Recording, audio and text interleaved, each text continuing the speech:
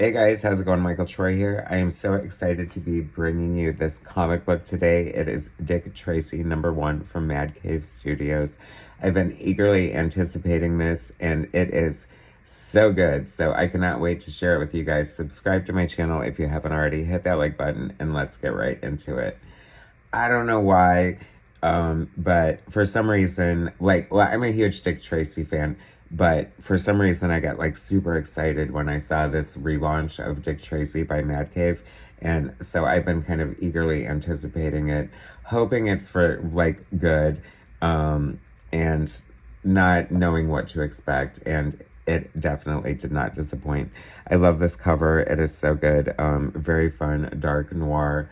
I kind of wanted, I'm a huge fan of the Dick Tracy movie. I feel like I must have liked Dick Tracy before that, but that's what got me into Dick Tracy. Like, I'm a huge Madonna fan, so her being in it was like everything to me. But aside from that, I'm a big comic geek, and of course I loved the movie, and it was amazing, and Warren Beatty was such a great director. And I really appreciated what he tried to do aesthetically speaking with like the color and stuff like that. If you think Dick Tracy is a bad movie, revisit it, rewatch it with new eyes. It's amazing. Anyway, on to this. It kind of feels like this picks up a little bit where the Dick Tracy movie left off. I could be wrong about that. I don't know. But very straightforward, very like crime noir here. I love Chester Gould's cartooning and his art. I've never read like a ton of the original Dick Tracy's, but this prompted me to get the Kyle Baker series that came out when the Warren Beatty movie came out.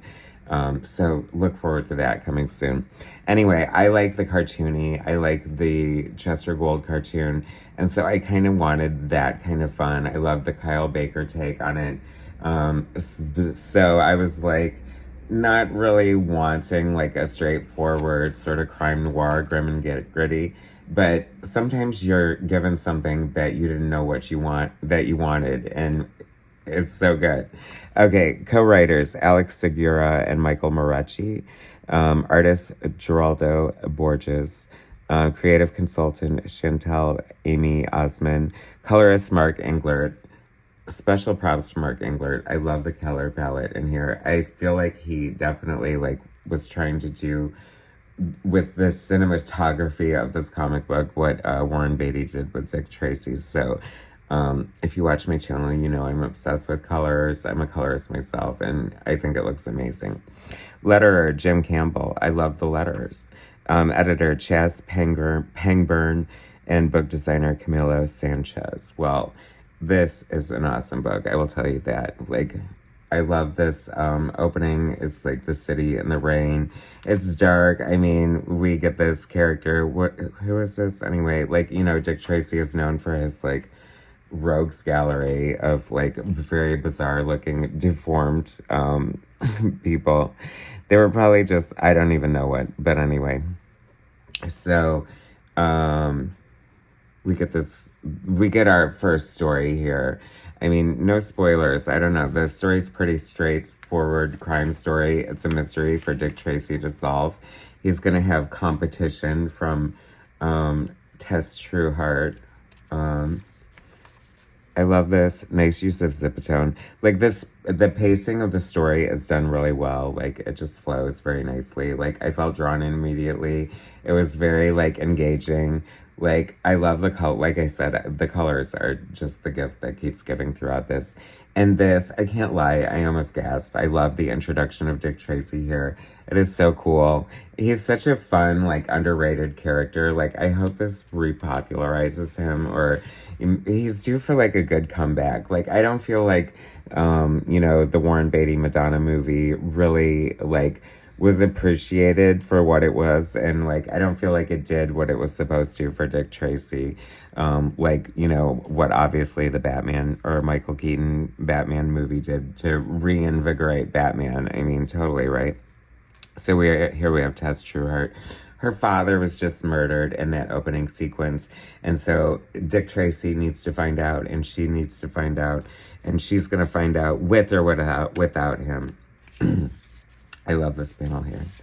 Um, I really like the art. Like, at first I was, like, kind of dismissing it as, like, this, you know, typical, like, what you might see, like, from a Vertigo comic, or just, like, a typical, like, crime noir. But, Geraldo Borges' art is gorgeous, and, maybe Borges writes with gorgeous, if I'm saying that incorrectly, I don't know. But he has this, like, really unique, like, quality to his ink line that seems, like, really distinctive. Like, I feel like after one issue, like, I could pick out his style from other artists, and I think that that's a feat in any generation, but especially nowadays, like, with all the digital art and stuff. Like, if you look at a lot of Marvel and DC books, there's a lot of sameness happening here. So I definitely appreciate a unique and distinctive aesthetic when we get it that is consistent throughout. Really nice, like, storytelling and pacing.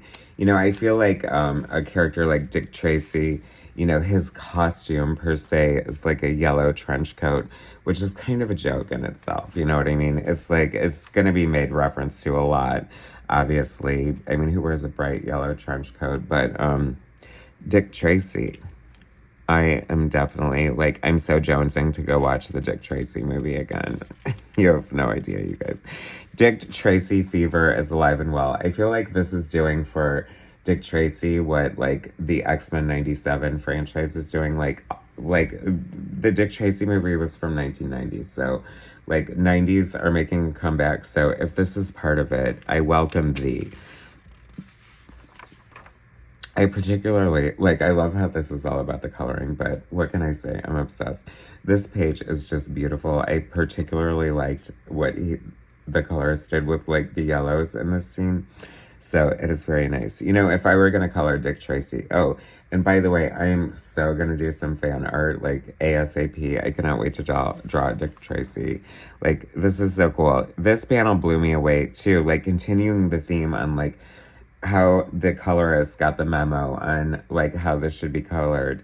And I love the use of zip, of course, another one of my favorite things about comic books. A zipatone, a screen, like a gradient, a shade. You know what I'm saying? Anyway, this is so fun. It feels very classic and very vintage, but very modern at the same time. So I have to say, like, you know, we've gotten, you know, I really wanted, like, a grassroots sort of, you know, cartoony, like, deep cartoon kind of tongue-in-cheek camp. And I think, you know, we've already had that before. So this is definitely, like, a refreshing take. And like I said, like, it's something I didn't know I wanted, and I wanted so bad. I cannot wait for the next issue. I don't know how long this series is, but I am here for it the whole time. It is amazing. It did not disappoint. I hope that people see and get this and realize how brilliant it is, and how, like, well done it is, and how much reverence and I think love for the character is here to just, like, do it right and not, you know, take for granted your opportunities. So congratulations, Madcave. Well done. You guys, do not hesitate to pick up this Dick Tracy. Don't miss out. I'm telling you, do not sleep on this. Thanks for watching. Subscribe to my channel if you have not already. Hit that like button, and I will bring you more soon. Dick.